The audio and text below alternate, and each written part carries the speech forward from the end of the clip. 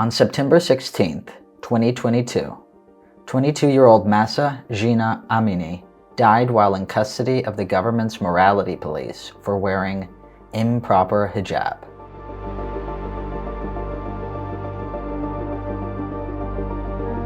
This sent shockwaves throughout Iran. A massive protest movement commenced in response as Iranians demanded justice for Amini and equal rights for women. My name is Sydney Martin, and I'm the program manager and a researcher here at the Iran 1400 Project. I recently conducted interviews with a variety of scholars about the woman life freedom movement. Here's what they had to say.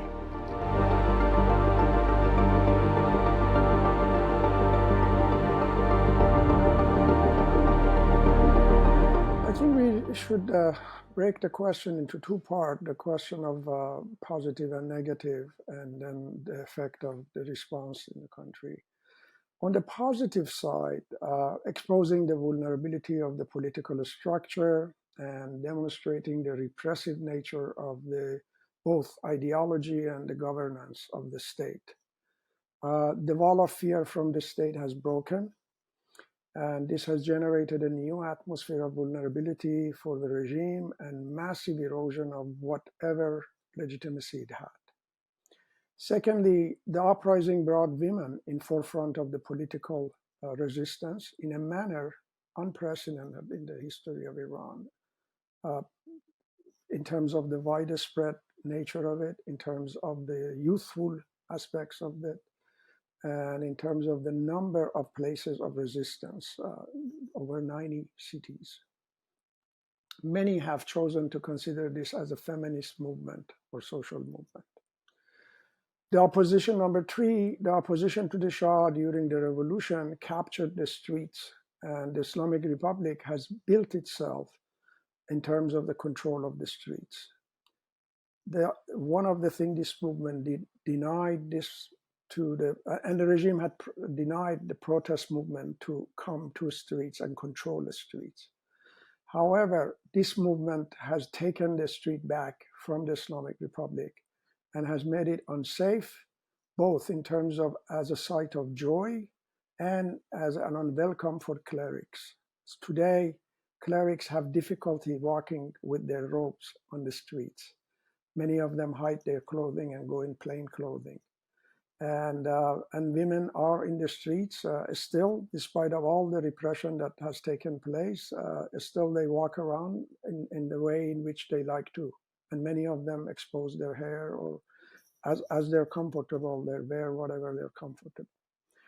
Number four, furthering the elite fracture within the leadership and engendering further ideological and political divide among the political as well as clerical supporters of the system, both among participants and reformists, principalists as well as reformists. This has generated a new wave of migration and transfer of wealth, as well as family members abroad, among the even members of the regime. Number five, on the positive side, generating massive solidarity between internal and external opposition, creating hope that the two might have a more productive alliance in the future. And finally, it brought a great deal of international pressure on the Islamic Republic. Lastly, the movement has generated a new lexicon of resistance and meaning of protest. Women life freedom is a conceptual framework for a broader form of perspective on social change and political resistance in Iranian society. Now, have these been, conceptual, or has there been any observable change within the country? This brings me to the weaknesses of the movement. The movement have had a tremendous effect, but yet has failed the most in terms of its institutional level. Given the heavy militarized nature of this regime, its fundamentalist ideology and its strong revolutionary will and operational mechanism, the regime originally tiptoed its response to the movement, did not come strong, But once it established control with the camera, with the movement, with the planning, it gave no concession, no particularly institutional concession to the movement. Institutionally, the movement has not been successful in gaining any grounded concession, but inspirationally, it has transformed the landscape of the relationship between the state and the citizens. Iran is not the same Iran of a year ago. Quite has changed. In the streets observable, in the dialogue is observable, in international scene observable. It actually forced the regime now to make alliances with the enemies that it used to fight, making relationship with Saudi Arabia, trying to put pressure on Saudi Arabia to cool down Iran International as a media, which became very heavily involved in the movement, and so on. So in that sense, the movement have had a number of successes, but unfortunately, it has not achieved the things that actually it aimed for at this point. It has achieved more than what it aimed for, but in some way, it didn't achieve what it wants in terms of removal of the compulsory hijab laws. I mean, the regime now has come back with a 70 article, and they actually yesterday removed the discussion from open discussion in parliament to a more closed session because of the controversial aspects of the policy that they are developing.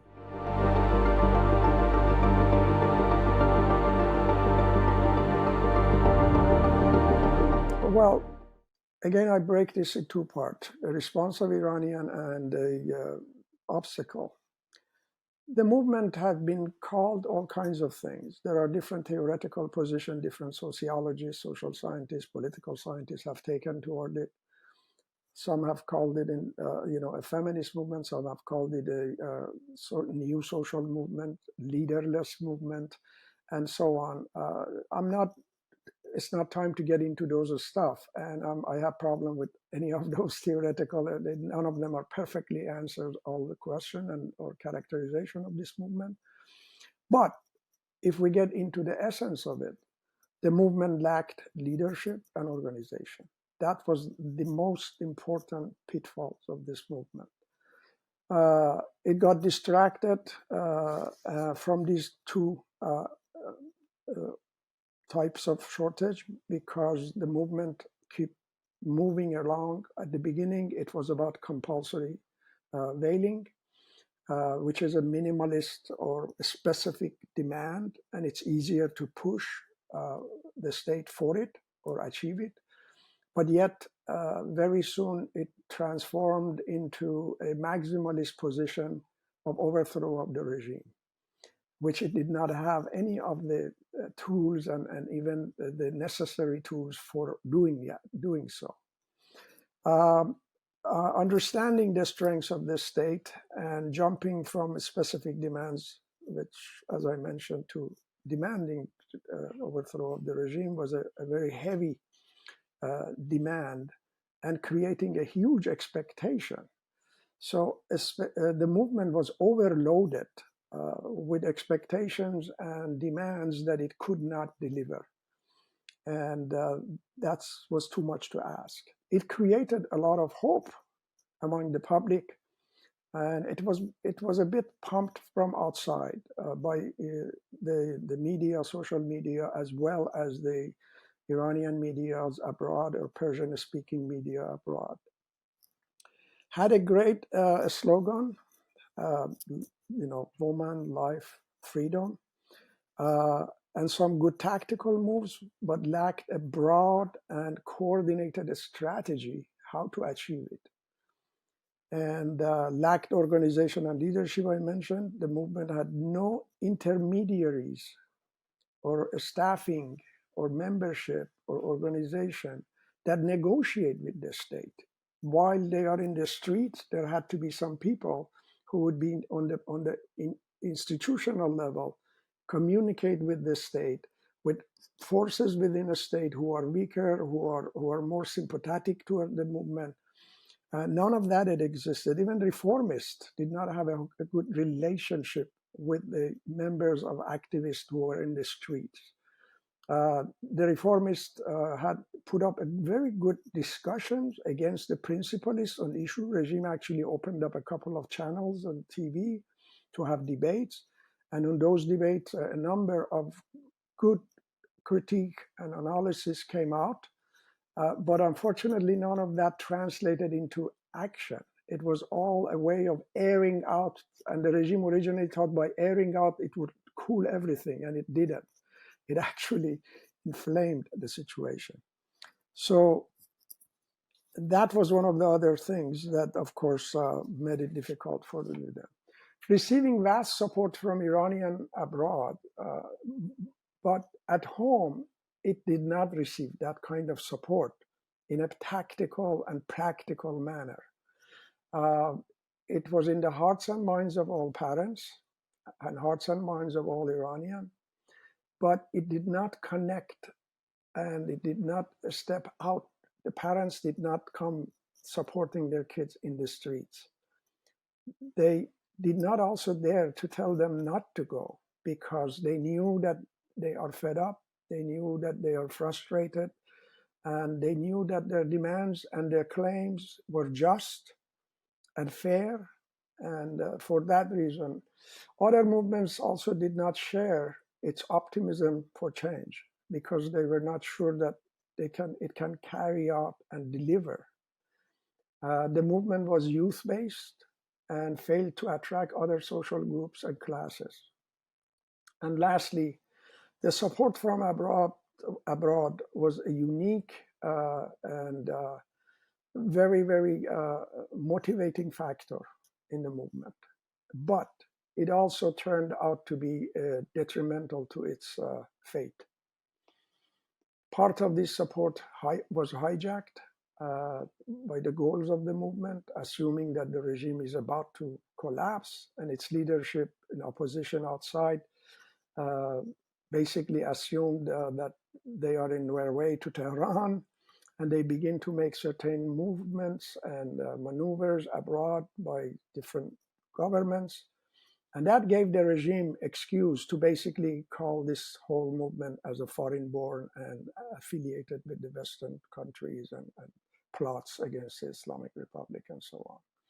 And it also led to frustration because some of the media basically had become headquartered, encouraging young people go today from here to there without really any kind of adequate support and organization, giving impression that exists. And from the very beginning, actually, one of the things that, again, it was done, calling this a revolution. I mean, at the very beginning, I was a part of a debate. I said, this is revolutionary action, but it's not revolution. Revolution can't predict them ahead of time, and they can't plan them in that way. But anyway, that itself, that concept of revolution was overloading the movement and pushing it to expectations that really could not be materialized. How did Iranians respond? Majority of Iranian, assumingly about 80% of the population in Iran, they shared the pains and grievances of all the participants in this movement. However, they did not see it as an organized and strong enough to participate in it.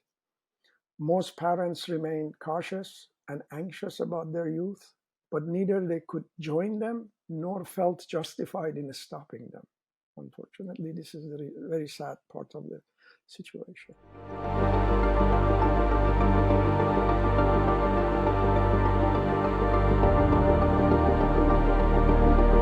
The movement, as I have mentioned, has changed the terms of resistance among the public in Iran. It has transformed restrictions and imposition into tools of attack and opposition. The veil has become a tool for fighting, a symbol of oppression to be removed. The turban is no longer the symbol of clerical profession to be honored, but the target of anger and removal.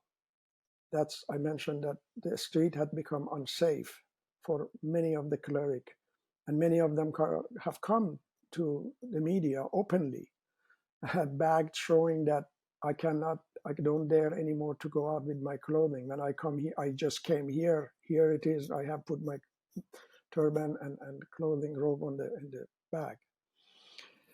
Ideationally, the slogan of Women, Life, Freedom should develop a discursive language for liberation with adequate inclusiveness and direction toward a realistic structure for the future of the country, a democratic direction.